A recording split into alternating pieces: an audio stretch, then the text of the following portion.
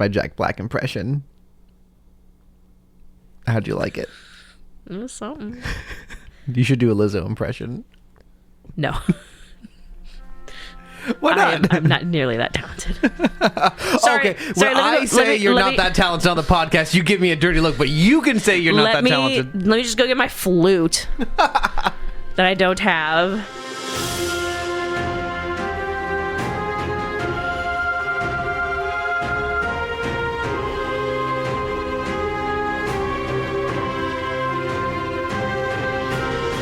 It's Wednesday night, and we are back in Rachel's apartment after we were at my house last week, so I was on heavy pain medication, and that means it's Starformers night. Welcome to Rebels and Robots, episode 13. Ooh, unlucky number 13. With Cameron and... Rachel. This is our weekly chat about Star Wars and... I always want to say robots. Transformers. How was your last week, Rachel? Do you have anything to share? I do. So, Star Wars has announced the Star Wars Celebration is coming up. So they have announced like the panels that are going to be talked about. And so what they did was they did a post of cut. At least I thought they did. Cut what, Rachel? Of like cut panels. Yeah. Like they were being sarcastic. And I'm gonna be honest, it was on their Instagram and it's not there anymore. That's hilarious. Which is... Do you have a screenshot or something? No. Oh no. But what was funny was gosh. Okay, yeah, that's really weird. I don't remember where I saw it. It might have been Twitter. But one of the really funny ones, they made a comment. It was one was about the correct pronunciation of an AT-AT. Oh. I was thinking about that as I was driving the other day. That's hilarious. What do you think it is? Do you call it an AT-AT? AT-AT. Absolutely. Because one, you don't call it it's an ATST. Mm-hmm. And just it's a imperial military machine. No Imperial officer would ever say at. They would say I'm so mad that I'm so mad. I can't find it anywhere. So anyways, the other one that was really funny was called Hey, an in-depth talk with Babu Freak. So cute. That was actually the one I was disappointed about. So cute. Oh man. I tried to look up Star Wars Celebration canceled, and all the results I got were strictly when it's canceled in 2020 due to the panorama. The panorama. What is the pandemic? I've not heard that term before. It's okay. You're not on the internet all that often. What? Look, the internet's a big place. Yeah, I'm just saying. I am on the internet all the time. This is hilarious because I did find the other ones. Rejected Star Wars panel. So we got Blue Milk discussing the journey from moisture farm to table. Scarif, sand, and other reasons to avoid the beach.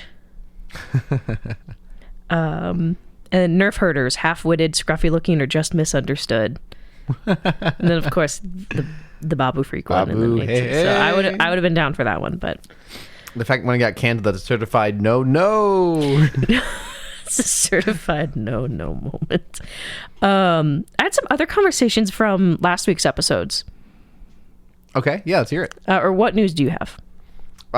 Do I have any news? I don't think I have any actual news. I had one slip up of the tongue from last week's episode that I was going to share that I thought was humorous. Fired. And it turned out to be incredibly relevant to this week's episode, so I'm going to save it for later. Oh, okay. It blew my mind while watching the episode that this mistake I made last week was somehow relevant this week. Let's see. About last week's episode of Bad Batch, something we failed to discuss because I don't know how to operate new IMDb format was who voiced Saw Gerrera in last week's episode. It was indeed the voice actor who voiced him in Clone Wars. Yes. And per our weekly tradition of finding a voice actor who's in Transformers, he voices your favorite robot husband, Jazz, in both of the first two Bayformers video games. Huh, I didn't know that. Yeah, so there's a connection there for you. My favorite boy. My favorite robot boy. And yeah, so what discussions have you had from last week? I guess I'll start with Bad Batch, and then I'll go to the Mandalorian. So, do you know who we never saw again in that Bad Batch season?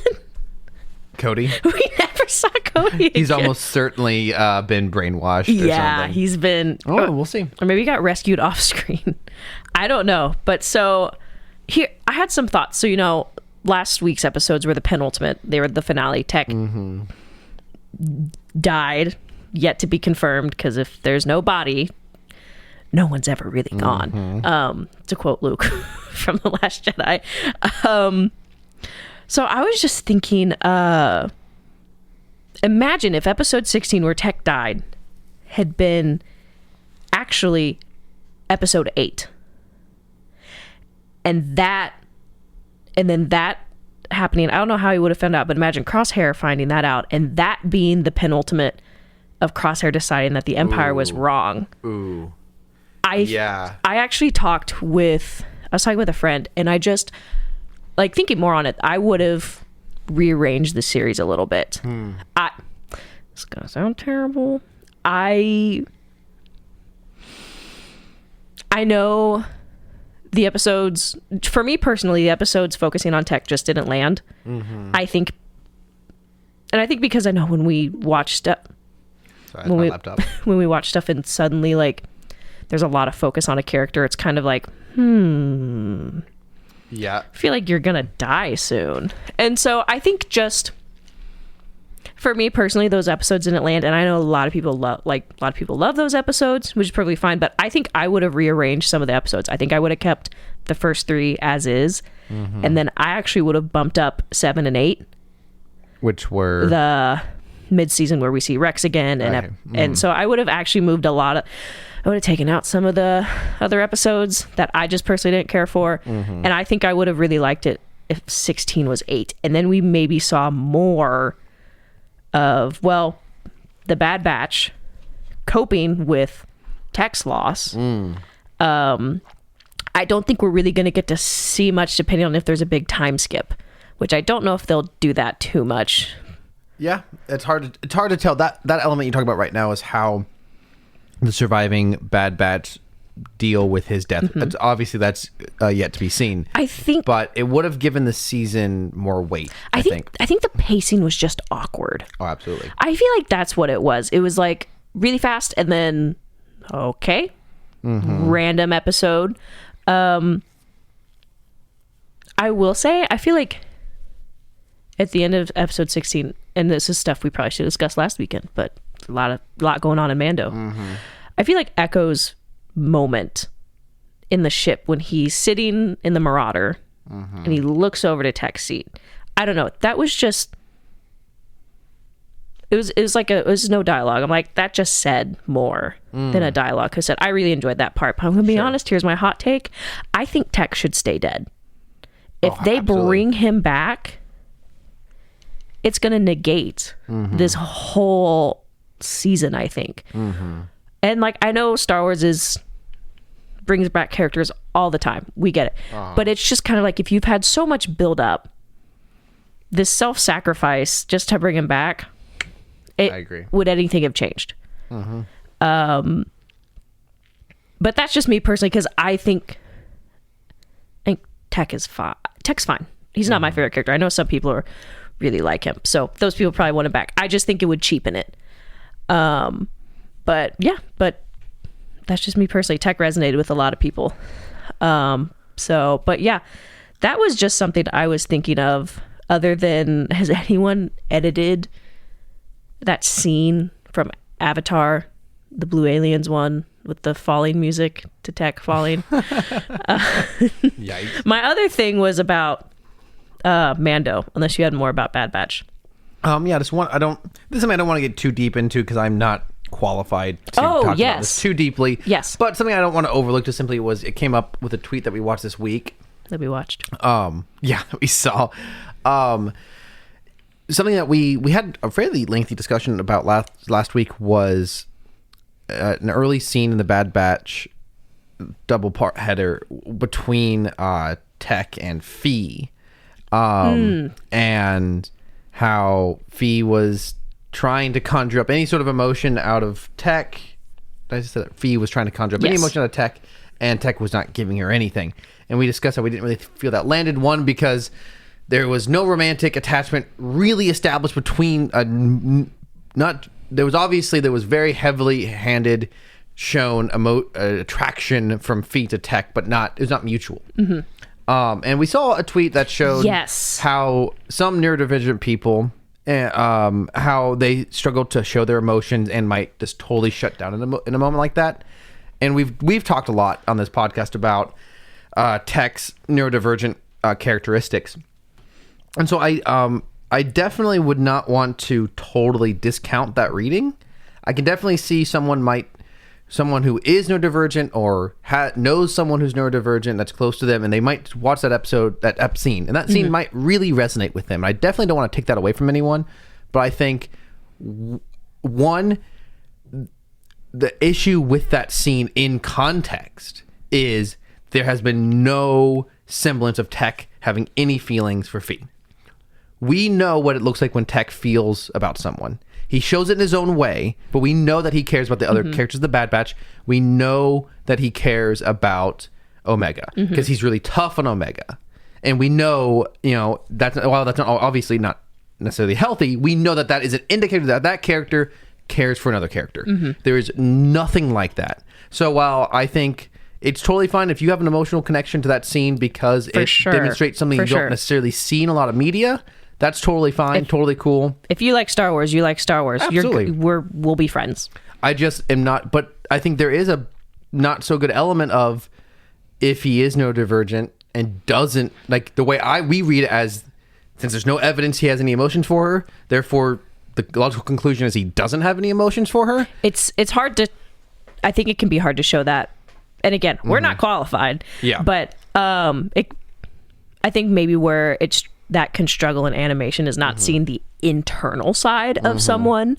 That tweet also had a good point, and I think I sent this to because someone was like, well, put him out of his comfort zone. And that person was like, that is not always a good thing. Yeah, that's what I said. Yeah. And so it is kind of interesting because it's like, I lost my train of thought, but yeah. She's pushing him really hard into a relationship and or conversation that he's just not prepared to have and or does not want to have. And not to like relate it, but so much of the Bad Batch are like, we're soldiers. Yeah. So my main point in bringing it back up again was that I wanted to make it clear that anything I said about that was not a comment on real life neurodivergence. Oh, yes, of course. It was an observation of the reality of this fictional world. And in this reality, I did not see any evidence suggest that Tech has feelings for Fee. And that's how I read the scene. For sure. And I think it's just, I think the way that this season was organized didn't help. Because we had the first episode where Fee is introduced, she calls him Brown Eyes. We don't see Fee again until like episode 5, and then there's a little more flirting, and then I don't remember what episodes we see her in, but it's all from what it appears, it definitely just feels very one-sided. It feels like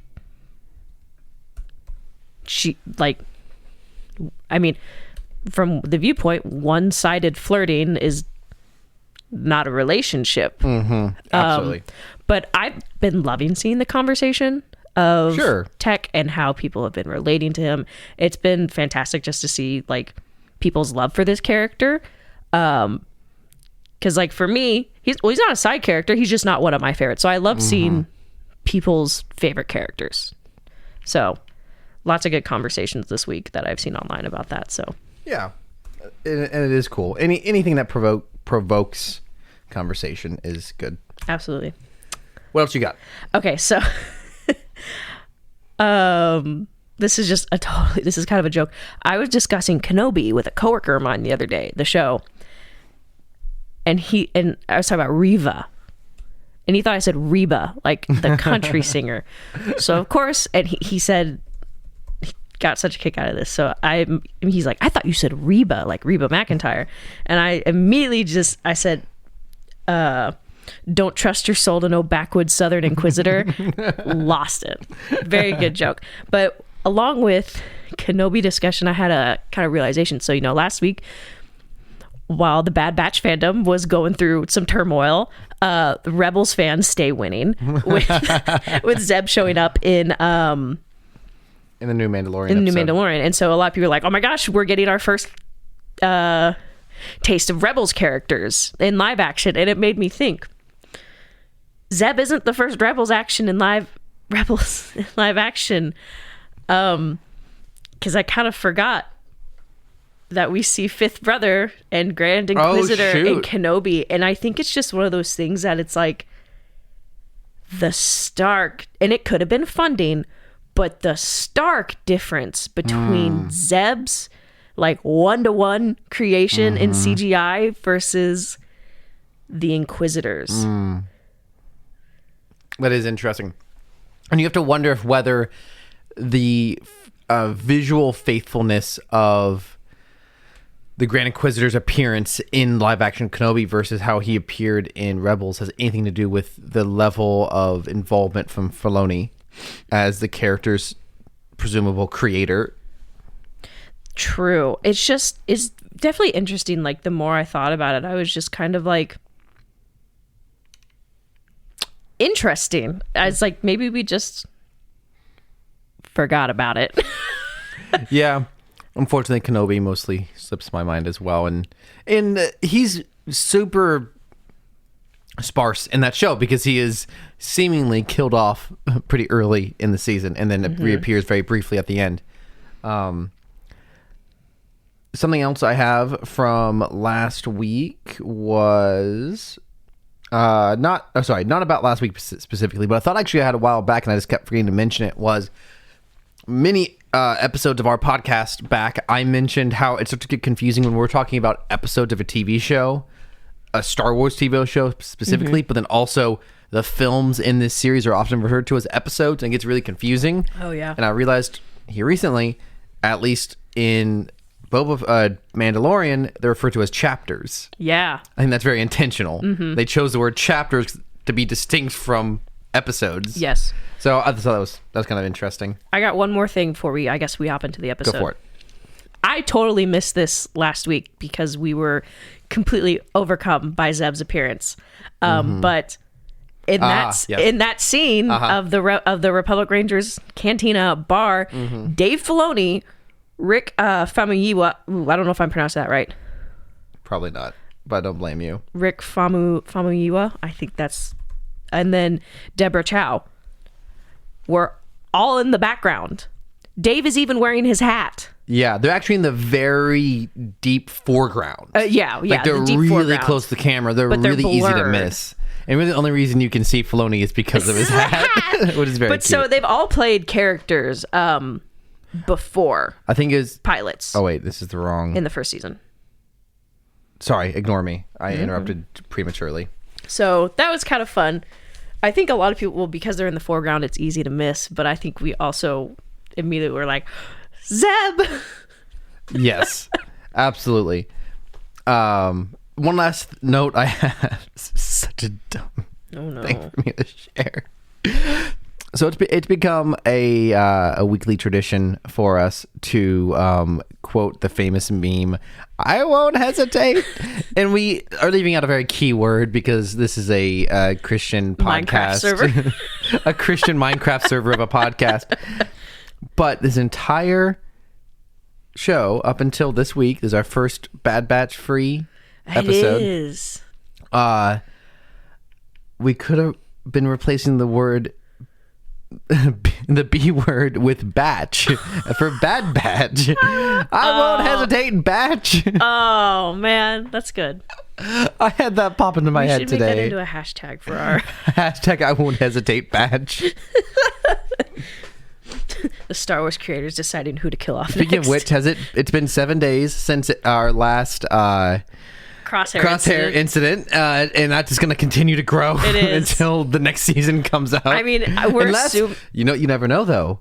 Can you imagine if he just somehow popped into a thing? Or if you just, like, I guess theoretically, if you, see him on your social media. We had two different reactions. I thought you were going to say, imagine if there's just not another season. Oh, yeah, there's never... That'd be quite sad. Sorry, Star Wars. All the funding went to the next 7 Mandalorian seasons. Yeah. All right. Speaking of the Mandalorian, let's jump right in. I have to show you the out of context meme that I saw on Twitter. So this is for Mandalorian season 3, episode 6, chapter 22. Oh, there you go. I rarely see out of context spoilers for Star Wars because everyone just posts spoilers immediately at 4 a.m. after they stay up to watch the episode. I am calling you out if you post spoilers. Stop it. You're not cool. Anyways, as a side note, we've probably posted spoilers since we post the podcast sometimes. But anyways. Yeah, but you have to intentionally listen to the podcast. So maybe in some of our captions. Maybe in some of the memes. But we don't only post the memes until like days after, though. So true. Anyways, so I saw some great out of context memes. I hadn't seen it yet, so I'm like, this is very interesting. So I'm going to show it to Cameron. So we've got Kung Fu Panda, the Clone Wars logo. This is Jon Snow saying, "I don't want it. I never have," and Lizzo playing a flute. Now I don't 100% get the Jon Snow quote. Do you want me to explain it to you now or afterward? Do it when it's relevant. Okay. In the episode. Okay, cool. So at the end. But anyways, those were the out of context spoilers I saw, and that's probably one of the best ones I've ever seen. That's fun. Amazing. Because you would never expect. We'll talk about it. We'll talk about it here in a minute. Let's get into it. It opens up with not Mon Calamari, but the other fish species from that planet. Yes, we saw them. I don't know what they're called. Season 2, because I think they were the fishermen on the boat. Oh yeah, I mean they go way back. I think they go back as far as the original trilogy. Back. And they're squid people. I don't know if that's a racially charged term, but stop that. Stop that. They get hailed by a Star Destroyer, and they try to tuck their way out of it. But we see the new leader of the Mando mercenaries, Axe Wolves. I thought it was Axe Wolves, which is far cooler. And apparently I was actually wondering, because later in the episode when we see the Mandalorians, we see the other woman Mandalorian. Casca Reeves. And I was trying to remember who the third Mandalorian in their trio was from season 2. Casca Reeves was also with Axe Wolves and standing by him. Oh, okay. Oh, yes, you're right. Yeah. You're right. I think the third one was the other guy at his left. No, it was Axe Wolves, I think. He is, at least very least, he's credited. The trio with Bo. Yes. Oh, okay. I thought you was like, yes, sorry. Yes. In season 2, when we first meet Bo-Katan, yes. I did not recognize this character. So this new leader is not some random new guy. Mm-hmm. He is from the Mandalorian. Yep. Season 2. Just to clear that up.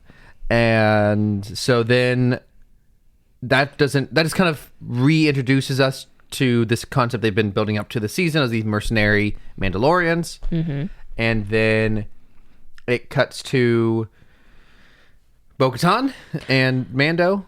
Did I skip something? No. Oh, well, I did. This is kind of a fun detail in here. The Mandos have been sent to capture this ship because the leader of the Mon Calamari said they have his son, and it turns out it is a Romeo and Juliet-esque story between these two species, which is kind of cute. Yeah. I was gonna say, because I forgot until like halfway through the recap to skip through it. And so Bo's wig in season 2 was so bad. I feel like at the time it was like, it doesn't look great, but that could be attributed to helmet hair. Well, it's the first time you've seen the character in live action. I just myself recently rewatched season 2, and it did not stick out to me. I mean, yeah, and I mean, I hate her hair in Clone Wars. It's weird. It's got a weird cut. It's very much the Clone Wars style, which I don't really have too much of an issue with. It's just that hair is not realistic. But so, oh my gosh, her wig. I didn't even really think about it. Notice a change in season 3 either, until seeing season 2 Bo again and being like, oh my gosh, your hair is awful. So it looks a whole lot better this time. So yeah, Mando mercenaries. And so then we hop back to Mando and Bo. Yeah, and they have gone. For some reason, Bo-Katan just knows where they're hanging out, the Mandalorians, and they need so this is going to make another run for the throne of Mandalorian, Mandalore, gosh, and so they need to group them all together. And they get to this planet, and it's kind of everything's very automated. It looks like Disney. Yeah, I thought it kind of looked like Tomorrowland. Which I don't know. You said Epcot, but it's all very and then, like, Disneyland. the monorail. Regardless. Yeah, this is. And then so it's very opulent. And my first thought was like, this is just Disney's new hotel. Like, they have their Star Cruiser hotel. They're gonna have another one, and it's gonna be this. And then we get the reveal. Yeah, the reveal of the century. It's all just kind of plugging along here, and like, okay, get on with the episode. What's going on? Some doors open up, and almost similar to the reveal of Darth Vader on Cloud City. But somehow more terrifying, just because it's so unexpected. There is a long table full of many wonderfully cast or like designed and costumed aliens having a banquet. And at the very end are the 2 leaders of this planet, played by none other. One is immediately recognizable because of his voice, and then from a distance, his massive beard that he's grown out. Jack Black. Kung Fu Panda himself. And then it cuts into a close shot, and I would have never recognized her myself. I recognized her from far away. I would like to say I recognized her before the close-up. Who is it? Lizzo herself. And oh my gosh, the out-of-context memes. I love Lizzo, first of all. Just throwing it out there. I was just talking with my coworker earlier because I showed him the memes, because he looks up spoilers. He doesn't really care. And I'm like, do you know what this means? He goes, I have no idea what that means. And so I'm like, what does this mean? Why is a picture of Lizzo? Is Lizzo in Star Wars? And I can't believe the truth. I was so excited. I was like, you're kidding me. I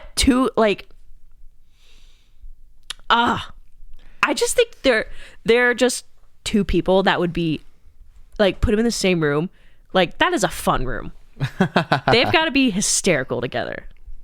Had all the Mandalorians laughing. I don't know. At first, I was so against this. At first, I was like, this is a terrible decision. They're just both... She's not an actress, very clearly. Jack Black is too Jack Black for Star Wars. It just felt so out of place. But as the scene progressed, as the characters got some more dialogue, and we got to know them a little bit more... I have to admit, I found them pretty fun. Oh, man. I had high hopes for the start. I was like, man, I hope this isn't bad. It's just, of all the cameos I think I could have expected, they were not on the list at all. Jack Black is making good money this month. The Mandalorian and the Bowser. The Mario movie, not the Bowser movie, sorry. Yeah, I guess it's going to be a fight on IMDb to see who can have the top credits, Pedro Pascal or Jack Black. So, hysterical. I love it. So I don't know if you've noticed this, but oh gosh, I can't remember. I really can't remember their character names. I think because I'm just like, that's Lizzo and Jack Black. Oh my gosh. So I was like, their names out of my head. But so, is it Captain or Lieutenant Bombardier? Yes. Which is, I feel like Jack Black was like, that's the name. And they're like, okay, Jack Black. Bombardier! So Captain Bombardier has the same rehabilitation pin that the other Imperials had on Coruscant. Yeah. The little red and yellow pin, which I thought was interesting. I mean, it was just kind of not nice, but I'm like, okay, there's some consistency. So we're going to take a quick step back. Okay. The Mon Calamari man who had run off with the other men, the voice stood out to me. He was very British. He was very young. You actually commented on... I thought he sounded familiar. The comment that he sounded 18 and she sounded like 30s. Voiced by Harry Holland, younger brother to Tom Holland. Oh my gosh. I just told my coworker today I want Tom Holland to stay out of Star Wars. No beef with Tom Holland.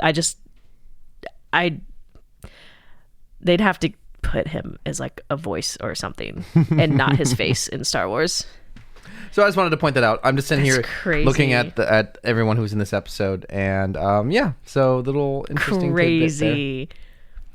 Anyways, continue on. So now our two heroes, Mando and Lizzo Bo-Katan, and Jack Black. The show cancel the Mandalorian. We're now getting the Duchess and Captain Bombardier as the new show. Obsessed. That are pretty much the droids. They've reprogrammed a bunch of Imperial and Separatist droids to work for them as just civil servants, and they're starting to wig out. And they task, but the local corporals they're totally demilitarized city, so their local corporals are not equipped to fight these droids if a combat situation were to occur. So the Mandalorians, because it's their religious right to carry out their religion and carry their weapons around. Religious right to conceal carry. Sounds very much like you're in Texas or Florida.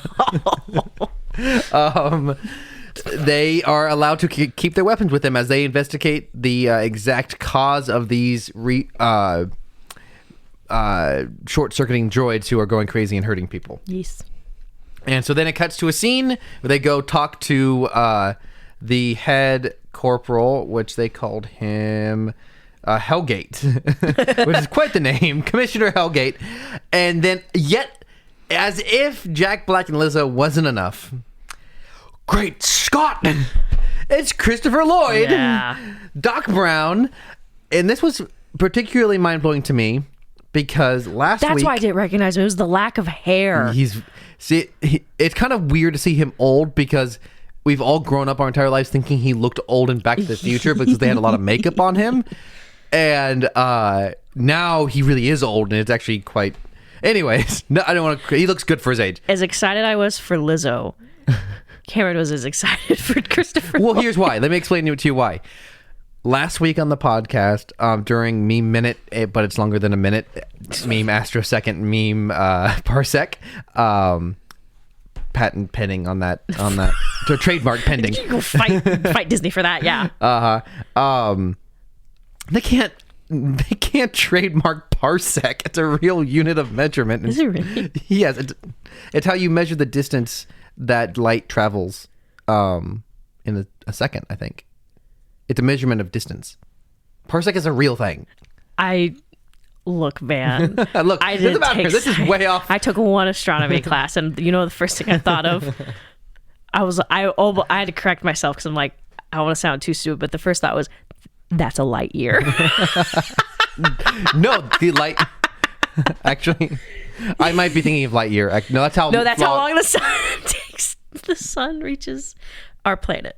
Anyway, how far light travels. We probably... We were not science students. Our friend Megan is very knowledgeable about such things. She's probably yelling at her phone right now. Roasted. Hey, this is for you specifically. We were art students and writing Let Us Live. Anyways, back to the podcast. Last week in our Meme Minute, but it's longer than a minute segment. Oh my gosh. I played a video with a really fun voice clip from actor Christopher Lee, who played Dooku. when I was listening back today, Oh, yeah. I accidentally said Christopher Lloyd. Oh my gosh. That's why I was a little confused, because I think I remember you saying that. So when you said Christopher Lloyd, I was thinking he's dead. So I didn't want to say it. I guess I saw this coming somehow. I accidentally said Christopher Lloyd's name. You manifested this cameo somehow. Bryce Dallas Howard listens to our podcast. And they shot this in the last week somehow. They just digitally cut out whoever they had at first. So I was blown away by the fact that I was totally prepared to do my Christopher Lloyd impression on the podcast this week. And it became more relevant than I could have possibly imagined. Anyways. Sorry. Ahead. One thing I noticed about that control room, it looked so much, and I don't know. I mean, there's only so many options you can have with a sci-fi control room design. It reminded me a lot of the control room from Jurassic World, which Bryce Dallas Howard was in. Oh, interesting. That is interesting. So I don't know. I don't know if it's a callback. I don't know if they were like, this half circle looks good. But so it's just kind of fun. So yeah, I that is it's very telling of you, Rachel, that Jurassic Park is on your mind. When I just like I just like the dinos. It's one of your what is it from Inside Out core memories? I mean, we can look at what the She's got the book right here. Jurassic Park specifically. What? No, you don't have the Jurassic World Dominion novelization, junior novelization. No, right I don't. Continuing on, Commissioner Hellgate Dinosaurs. is all like, these people, they rely too much on their droids. If I were to shut down all the droids, then our entire civilization would collapse, Marty. These darn millennials and their droids. I have a button, I could turn them off, but wouldn't do that. It would destroy this wait-time continuum, Marty. I don't think I've ever seen Back to the Future. I don't care. I think I might have said it once. Maybe I saw it once, but I don't Megan remember. Megan is losing her I know, she's crap. gonna be so mad. She is like clawing her ears off. I feel like maybe we watched it together, but I couldn't remember. I don't know. I don't remember a thing from it. To clear up the parsec light year thing. Oh my gosh. A parsec is a unit of distance used in astronomy equal to 3.26 light years. 1 parsec corresponds to the distance at which the mean radius of the Earth's orbit suspends to the angle of 1 second of arc. A light year is a distance light travels in 1 year. So there you go. Megan, you don't have to tell me in real life once you listen to this in 2 months. This is like when Caleb texted our group chat out of nowhere after a couple weeks. 9 minutes, 26 seconds. Oh, yeah. There is no Caleb, don't add us. There is no grappling hook in Jedi Fallen Order. And so our heroes go to figure out what's going on, and they go to... What's their next step here? It's like a shipping yard, manufacturing yard. Yeah. Why? What led them there, though? The Ugnaughts. Oh, the Ugnaughts are the ones that course. put them together, and then the Ugnaughts were like, So they go down to the Ugnaughts because Ugnaughts are the ones, recommissioning all the robots. And at first, Bo-Katan is like calling them out, saying they did a bad job, and they're not responding. And Mando, looking back to his friend from the first season, uses that name to get some cred and starts throwing out the "I have spoken" line, and it really gets their respect and attention. I thought it was a really cool moment to call back to that great character from season 1. Whose Black Series figure I still see on the shelves. Take him back, Hasbro. And so that leads them to figure out that there's likely going to be another failure at the docking yards. And so while Bo-Katan tries to get information out of a standard issue battle droid voiced by the original voice from the Clone Wars, No, wait, wrong name. Sorry, look at the wrong IMDb. Matthew Wood, who is a sound department guy from lots of Star Wars, and then did the voice of all the droids in the Clone Wars, very famously. Fun fact, this man is 6'9". He's a tall man. Oh my gosh, that reminds me of news we didn't talk about. We'll have to talk about it at the end. Okay. And, not looking at his acting credits. I was curious if he done it. He was the voice of Bib Fortuna in The Mandalorian, and I clicked the wrong thing. He also voices Bib Fortuna in The Bad Batch. Anything else interesting in here? Let's see. A Transformers voice acting. Yeah, let's see.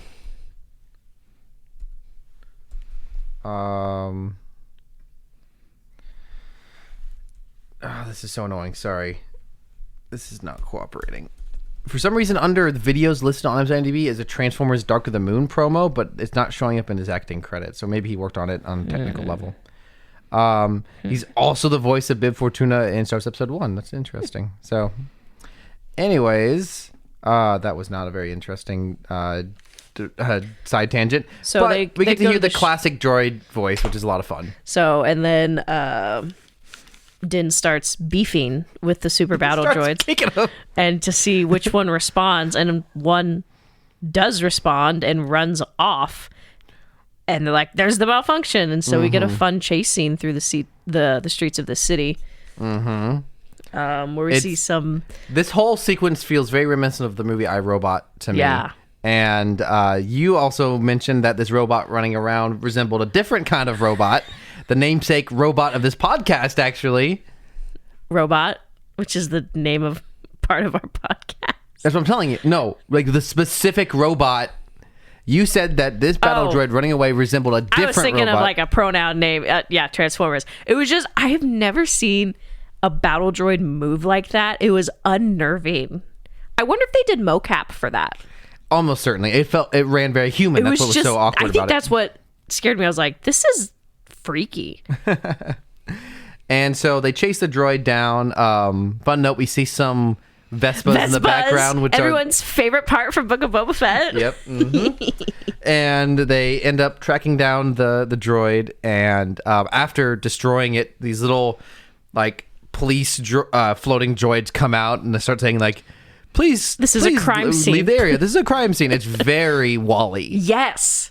Which is it's just a fun city. A fun episode. Just like the atmosphere, the world. This is what we like about Star Wars. Nothing happened in this episode. Yeah, screw that. Look, I'm not either. Give me plot or entertain me, or both is nice, or one or the other. Why not both? It's when an episode doesn't do either. That's when I get really frustrated. An episode does not have to progress the bigger plot if it's fun and entertaining, or dramatic, or character driven. It can be any of those things. Lizzo driven. This episode is fun.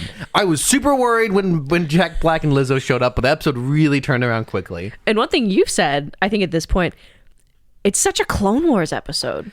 And it's written by Mr. Clone Wars hat himself. Mr. Clone Wars hat himself. Dave Filoni. No, it's not. You said it was, so I took you on your word. I said Bryce Dallas Howard directed this. But I thought you said that Filoni wrote this episode. Were you being sarcastic? Well, he's not a credited writer in this episode. I thought you did. No, regardless, I thought I said... It's not really... I mean, it would have made a lot of sense if he had written it, but the fact that he didn't, it still stands. This episode feels very Clone Wars-y. Very Clone Wars. You visit a planet, there's some very rich, affluent, in order to get the goal you need, you got to help out the locals. Mm-hmm. All the droids...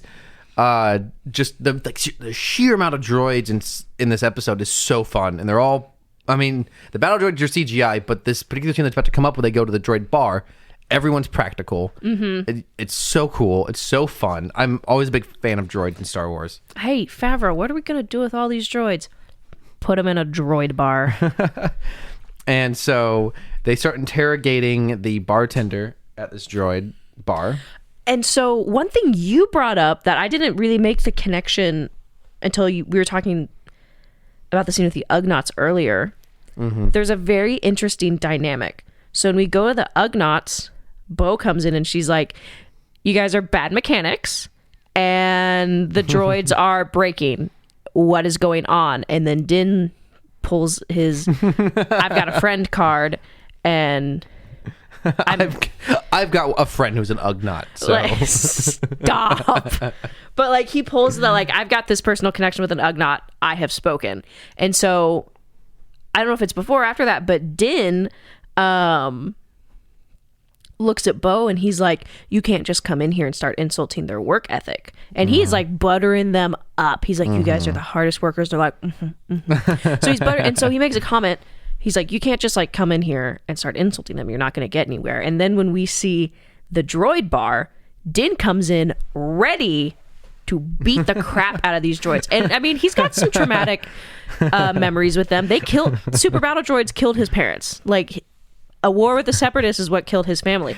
And so there's an Can I get through my phrase without you all laughing? The memes going through my head right now. Bo-Katan's like, oh, baby, sweet baby. And Mando's like, you effing donkey. So we have this interesting dynamic where the first part, Bo comes in, she's like, you guys are bad. And Din's like, you can't do that. And so then in the droid bar, it's flipped. Mm-hmm. Din's I'm going to tase you and rip out your circuits. And Bo just goes, what are you doing? On Reddit, someone said, today on The Mandalorian, Mando is a racist cop. Oh my gosh. His hatred of droids, I thought we were over this after he became friends with the IG, but man, his hatred of droids really came out this episode. So, but it's very interesting. I liked that. They both learned something from each other. Mm-hmm, sure. So one thing we thought was interesting. Well, first of all, the concept of a droid bar is just hilarious. But then, so they're talking with the bartender who's like, we would like to help. And then we are concerned we'll be replaced. Dramatic pause. Well, by who? Humans. And that was just so good funny. joke. I think we just turned and looked at each other. Such a good joke. But it turned into this emotional moment, and it was something I had kind of noticed before. I thought it was just so all the droids are very like retro. They're all practical effects. They're all very retro design. And I thought, oh, it's very Star Warsy. But I didn't consider the fact that what they say here in a second, they're all old droids who would have been decommissioned anywhere else in the galaxy, and these droids come here for work, which is wild. And this was set up early in the season somewhat. I was rewatching episode 3 of this season earlier today, and it's the episode where they're on Coruscant, and Dr. Pershing is in like the taxi, and it's being driven by a droid. And the droid starts telling him about the all the different sights he could see in the city. And what I didn't catch when we watched it was the droid says something about, I especially liked this thing. The droid himself is doing these things. I thought it was really interesting. Yes. So they've already been laying the seed to this idea of droid autonomy, which obviously Solo heavy-handedly did that. But even within this show, they've already been setting up for this. So I thought that was really cool. Yeah, it's been really nice seeing the expansions. On Reddit, they start interrogating this droid bartender, and he ends up helping them because what you just said, they're afraid of getting shut down. And so if they shut down all the droids, they're going to get killed. And they don't want to be replaced. And so Din says, so in this Reddit post, it says, Din, you can't reason with droids. They're just dumb machines. The robot, we should be friends. Yeah. Pretty good. So we find out that the droids... One last thing. This would have been a good place. They show up. Bo-Katan is like trying to negotiate, and Din is like, I won't hesitate, batch. Anyways. So we find out that the droids got a bad batch of moonshine. Batch. And, bad batch. So they got some bad moonshine that has come with some nepeth. I don't know. Basically, it has come with a weird antibody that is making them freak out. And so then we go to a droid morgue. No, there's one of two things here, both are hilarious. Either they have a droid morgue, or this is a normal morgue where they put the dead robot in. Both are hilarious. I agree. It's just a morgue for everyone, which brings up the fact, do droids mourn? That is interesting. Anyways, we're not going to get too deep into that. But so they're like, oh, is it still active? And yes, it's still active. It takes over the former Imperial torture droid. Ooh, sorry. I just heard my input come in through my ears. But so they find out that it's like a written code that is in the droid drink that has been ordered not on the government books. An individual has ordered it, and so there's only really it was requisitioned through like security. There's only one person who could have done that, and it was Christopher Lloyd himself, Commissioner Hellgate. Which I don't know if we had heard his name prior to that moment or not, but once we heard his name and he's revealed as the villain of the episode, it's like, well, that was pretty obvious, wasn't it? Yeah. Commissioner Hellgate. Do you think maybe he's the bad guy? And it turns out he is a former separatist. And someone on Reddit, so he goes on, he's like, Count Dooku was a visionary. And someone on Reddit said, Dooku truthers are canon now. If I had a nickel for each show this year that referenced Dooku kind of in depth, I'd have 2 nickels. Yeah, because I said cut to the Bad Batch episode that we see all his treasure just of the old man that was like, man, we were separatists, but Dooku was something. Technically you can count 3 if you count Tales of the Jedi from last year. Yeah, lots of Dooku references in recent canon. So they've been really exploring his character, but that's kind of a funny moment to have this old man being like, "Oh, we won't stand." He says? Separatist is a pejorative term. Yeah, because Bo's like, "You're a separatist," and he's like, "What?" Yeah. So they tase him and they take him to Lizzo and Jack Black, and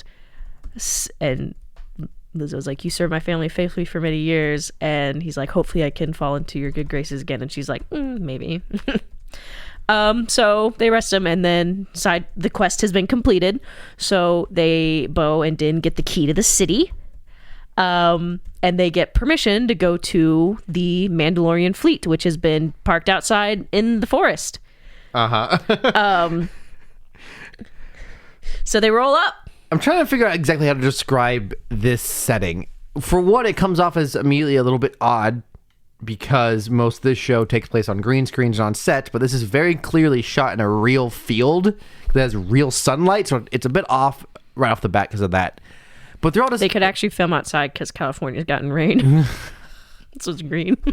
And it's just a little... They're hanging out in a field, sitting on boxes, or training, and I can't quite pin down what it feels like. I was about to say like Mandalorian Burning Man, but they're not partying. It's so Boy Scouts. Oh, that's not bad. or like Mando Scouts. Or like, oh, it's JROTC. Or just ROTC. Drag them. No, but it's just a little... No, the Mandalorians, not JR. No, we don't want to... That's what it gave. It gives me, like, summer training camp vibes. So Speaking of which, then it kind of just reminds me of the camp from Jojo Rabbit. All the young Nazis. No. Blowing stuff Will that get up. us in trouble if we talk about that movie? I don't care. I don't know. That's a flag. I was saying that's a flagged word on some social medias. Well, thankfully we're on RSS feed, so I don't think we can get tagged. So, fight me. Anyways, Jojo Rabbit was a fantastic film, and if you haven't seen it, you should. Is there any Star Wars connection there? I'm trying to think. Oh, Taika Waititi, who works on Star Wars stuff. Yeah, he was the voice of IG. Voice of IG, directed multiple Mando episodes, and is supposedly making a movie. Which, at this point, I hold my breath. Yeah, you are holding your breath? Yeah. Oh, no. Anyways, his last movies have not done it for me, to say the least. Well, just his most recent one. He's only made one since Jojo Rabbit. Has there really only been one? Yeah. Or did Ragnarok come out before that? Yeah. I don't know what year it is anymore. But you didn't like Ragnarok? No, I did like Ragnarok. Yeah. I did not like Thor: Love and Thunder. Yeah. So he's made. You said you didn't like his most recent ones. That just being one film. I thought he made more. No, just one. Anyways. So now Bo-Katan challenges the new leader. Axe Wolves. Man, yeah. Every time I say that word, it's like trial by wolves. combat. Not trial. Just combat. I know. I was making a joke. What's a joke then?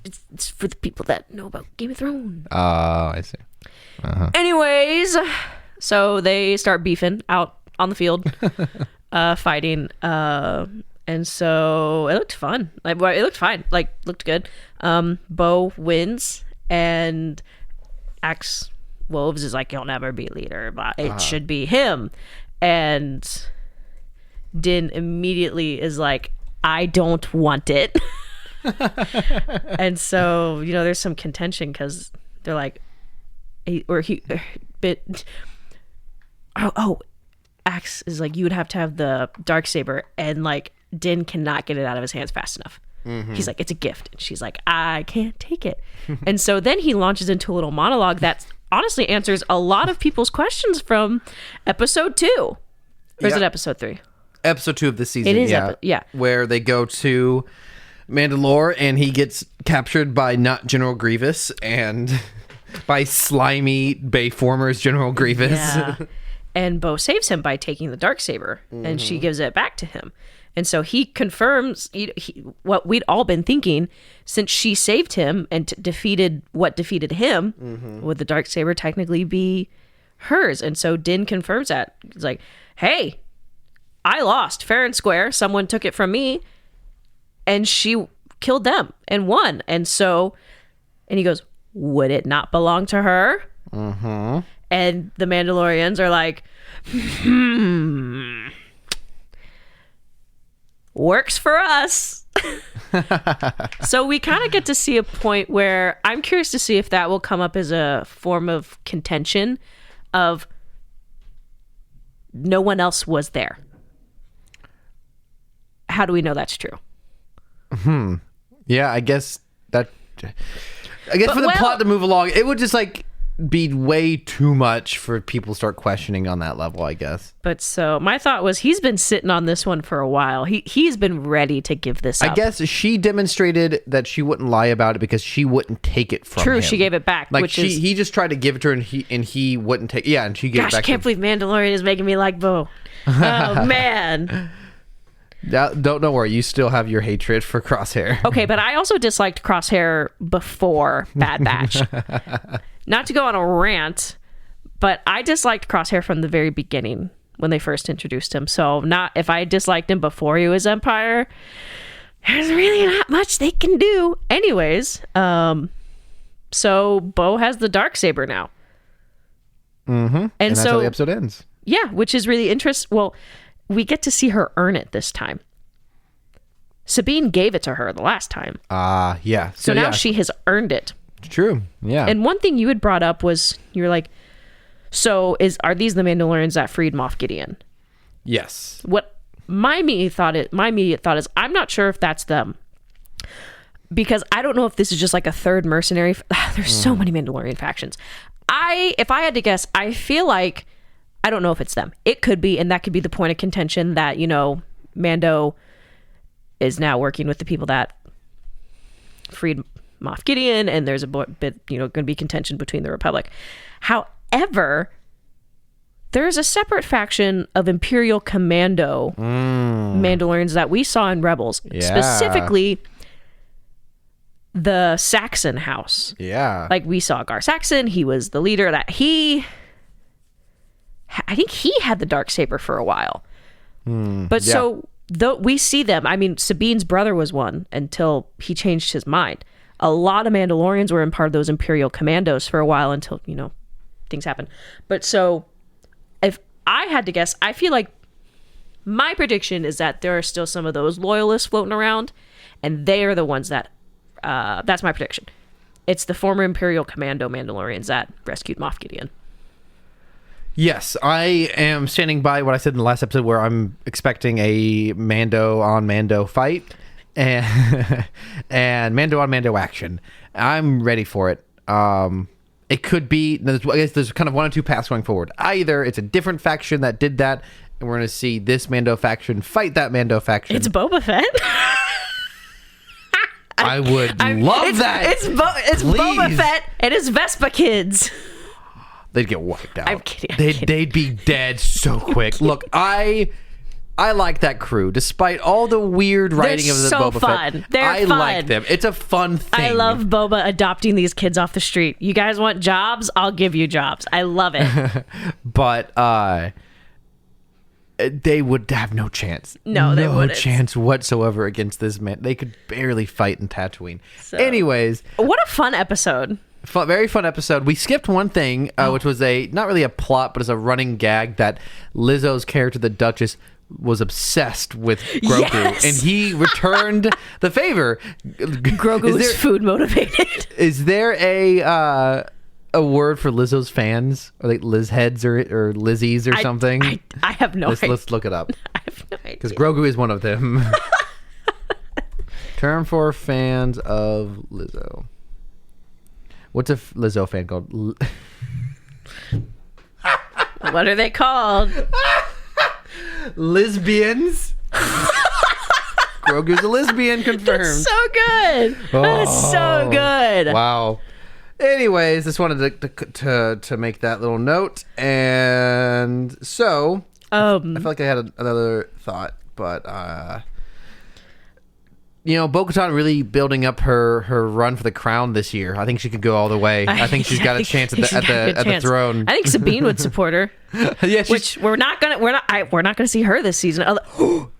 End credits on the last one. She's slowly building up a nice run of celebrity endorsements. The armor, the former owner of the Darksaber. Next Sabine would be a good one. Though Sabine might not be. What we've discussed previously She's probably not going to show up till Ahsoka. Well, she created a thing that can break through, a weapon that can harm. Oh yeah, that was a bit of a rough part for her. So she's probably not super popular. Well, but they kind of fixed that, because that when she showed up with the Darksaber for a little while, the Mandalorians were like, "Oh crap." Yeah, but she doesn't have it now, no, and she doesn't. They may not. Clearly, these guys hold grudges. These Mando guys, a little bit. They are salty batches of Mandalorians. Oh, it's gonna overstay its welcome real fast. Anyways, that's the end of that episode, and it's that good. Moves us on to Meme Minute, but it's longer than a minute. The Meme Parsec, Meme Astro segment. What memes you got for me this week? A lot. Go for it. So this is not really a meme, but these are some really cool Transformers cosplays. Oh, very nice. They're really tall and looks just like G1 Megatron, and that one was not facing the camera, so I believe it was see. Starscream. Those were very cool. But like those are intense. It's Starscream. It's kind of hard. You probably won't understand it till you see it, but these people on stilts are at least 3 feet up in the air. It's very imposing. It's very cool. Yeah, that is very fun. I hear the SpongeBob music. So you just out of nowhere this week texted me a photo. It's the format of someone holding a gun pointing at the sun, but someone's photoshopped Dave Filoni's face over the sun, and you just texted in all caps, "Where is Callous Cowboy Hat Man?"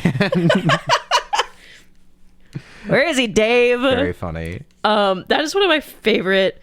I have so much fun formats of that, because there's another one where someone is like lifting their arms to the sun, and there's another transposed image of Dave Filoni. My other favorite one was someone, when Andor came out, took that image but just posted Tony Gilroy's face over That's it. great. That's funny that both those memes exist. Both a meme of someone praising the son, Dave Filoni, and someone aiming a gun. Because at any given time, that is the Star Wars fan base. For context, it is a picture of someone pointing like a gun at the sun. Yes. And then someone is That's what I said. Okay, I wanted to make sure it was clear that it wasn't actually at Dave Filoni, but it's the transposed cropped definitely not. head of him in the sky. At any given time, that is the fan base. If things are going well, they're praising Dave Filoni, and if things go slightly against what they want it to be, they just start dragging him. No, that's when they start blaming Kathleen Kennedy. Yeah, well, they will also. I've definitely seen a lot of hate for him. Anyways, true. It depends.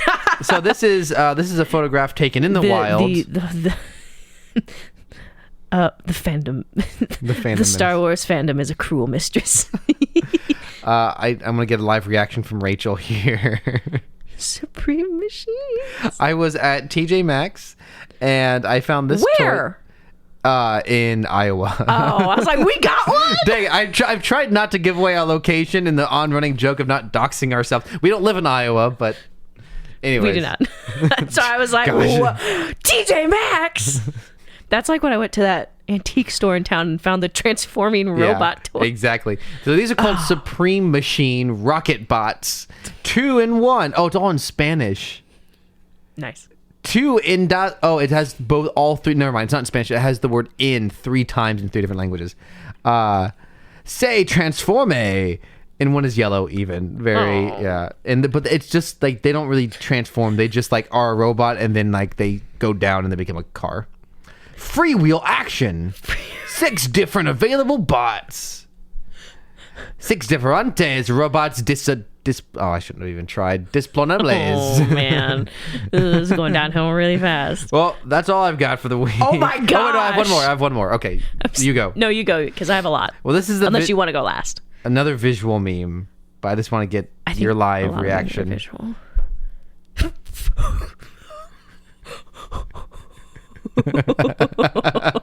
So what Rachel's looking at right now is an image of Tech joining a bunch of his clone brothers in heaven, and it's an image of all the different clones who have died throughout, of like the famous clones who have died throughout Clone Wars and Bad Batch.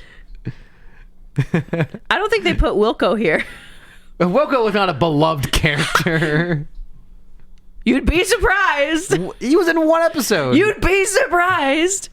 I have a lot of TikToks more than anything else. Oh, and also Tech has a halo above his head. That's pretty good. I found that and just lost it. I thought that was great. What? Oh, I sent you another meme that I thought was funny.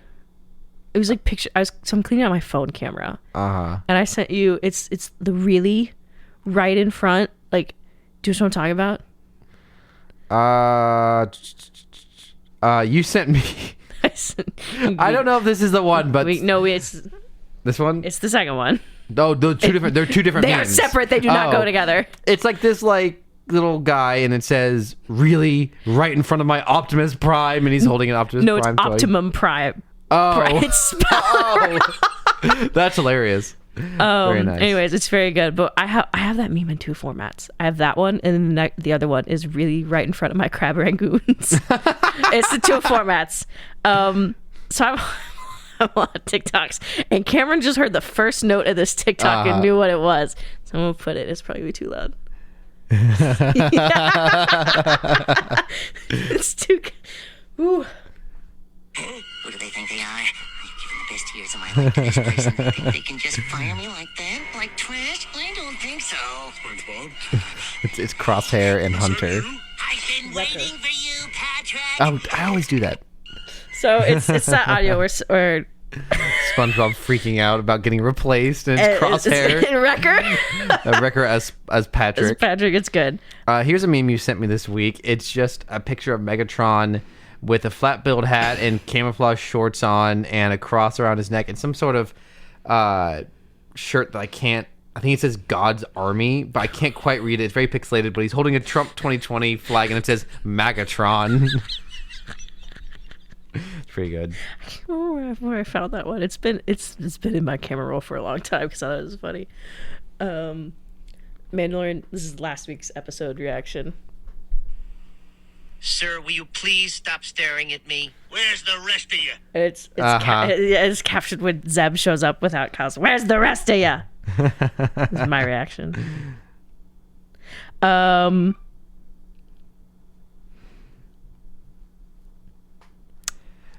don't remember.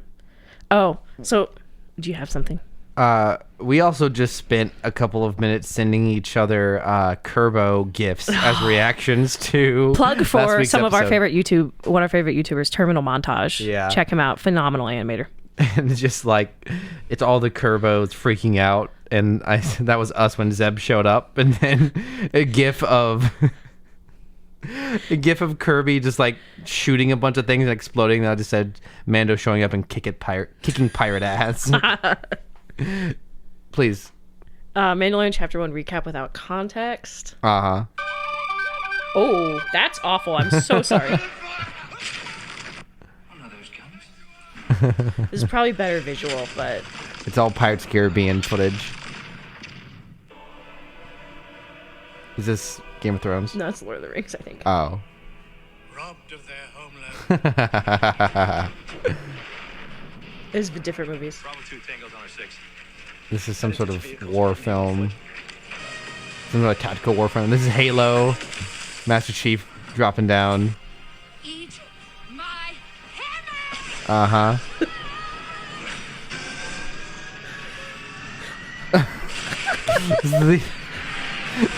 It's a ship from Star Trek.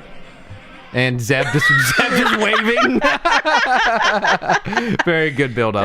Great payoff. Very, very nice. Love it. I have too many TikTok links that I got a lot, so Go for it. Keep going. Customize your Ah! Tech minifig to make him. Oh my gosh. Here's how to customize your Bad Batch Tech minifig to make him more screen accurate. Oh. He's a skeleton. That's great. They put the tech helmet on a Lego skeleton. Is very good. This is so visual, but I just want to get your reaction to it. Yes, please do. It's a stitch. It says Echo poster, and on the right there's a spoon going down. It's the water. See what it's connected to. Oh, the spoon is connected to a. The spoon is connected to a screw, a drill, and he's making hot chocolate. Implying this is how how Echo makes hot chocolate. It's someone making hot chocolate with Chocolate milk. Chocolate milk with a spoon attached to a drill, and someone stitched it just with the Echo character poster. Okay, so Star Wars posted this. Backseat driving like...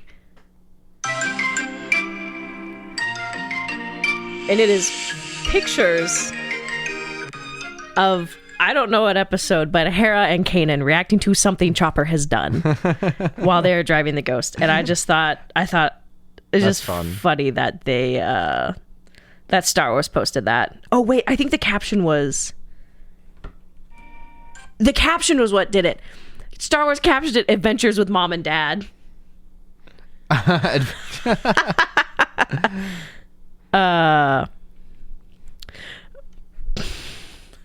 laughed really hard at this one.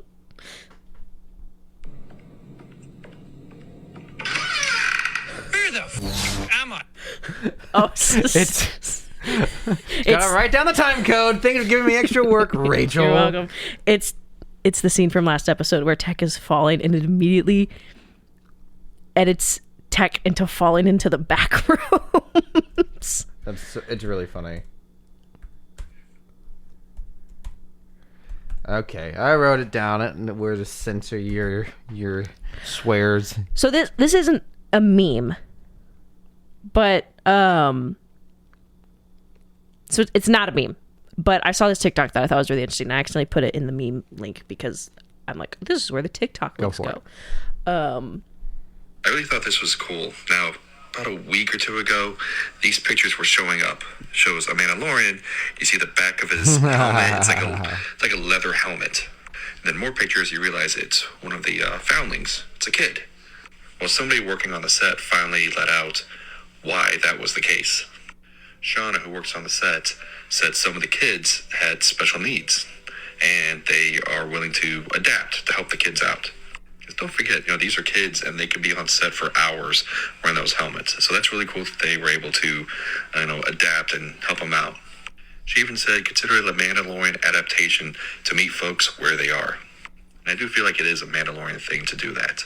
Like, help, So what he's referencing is one of the helmets we can see on one of the younglings has like not necessarily the back cut out, but it's like the back has like extra padding. So it's interesting that, well, not interesting, but really cool that they were adapting that, because that, oh gosh, I can't imagine this, like if someone maybe had sensory issues and wearing a helmet for hours at a time. So that was just really cool. Yeah. That they did that.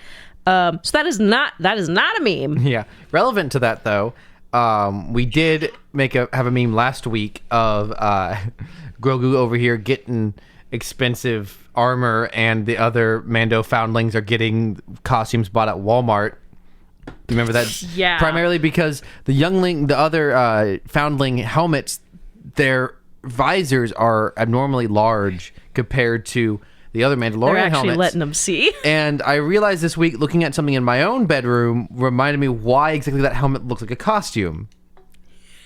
It's because the visors are so shiny. Well, not as shiny, but large. But yeah. But wider So than you they're c- supposed to be. So you can see out of them. So what I just showed Rachel was I have a children's toy costume clone helmet in my room, and the visor is way wider than the real clone troopers' helmets are, or Jango Fett or whoever.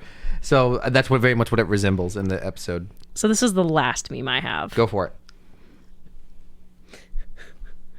I can remain silent. I choose to waive that right.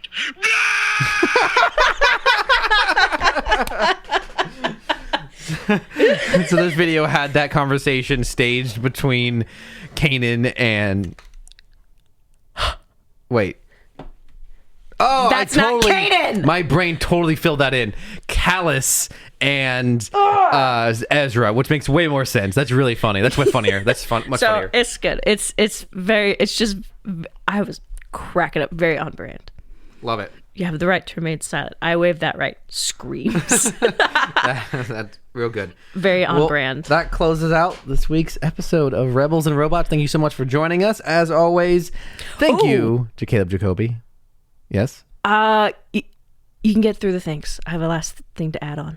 Well, this is the closing, so if you want Okay. to add on anything. So next week, Cameron has given me permission, and we're finally gonna watch another episode of Transformers G1 from my carefully curated YouTube playlist. So be on the lookout for next week's episode because Cameron has finally allowed it. we're going to put some Rebels into the Rebels and Robots podcast. Some rebels in the Rebels and Robots. Did I say podcast. Rebels? I Yeah, meant you Robots. did. Gosh dang it. We're going to put some robots in the Rebels and Robots podcast. Some Hasbro. Oh wait, no, it's kind of all Hasbro merchandise wise. Some Transformers robots, Yeah, not just Star Wars robots. The other sentient robots. Anyways, as always, thank you to Caleb Jacoby for our intro and outro music. Props to Rachel for our beautiful artwork.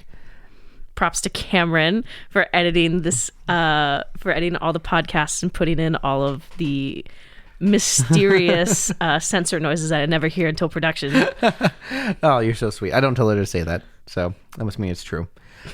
Anyways, this is Cameron and Rachel signing off saying, "Ba-doop-a-doop-boo, woo, separatists is a pejorative term. Marty, Dooku is still alive.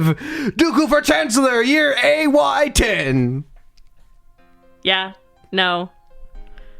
Go listen to Lizzo's newest album, though.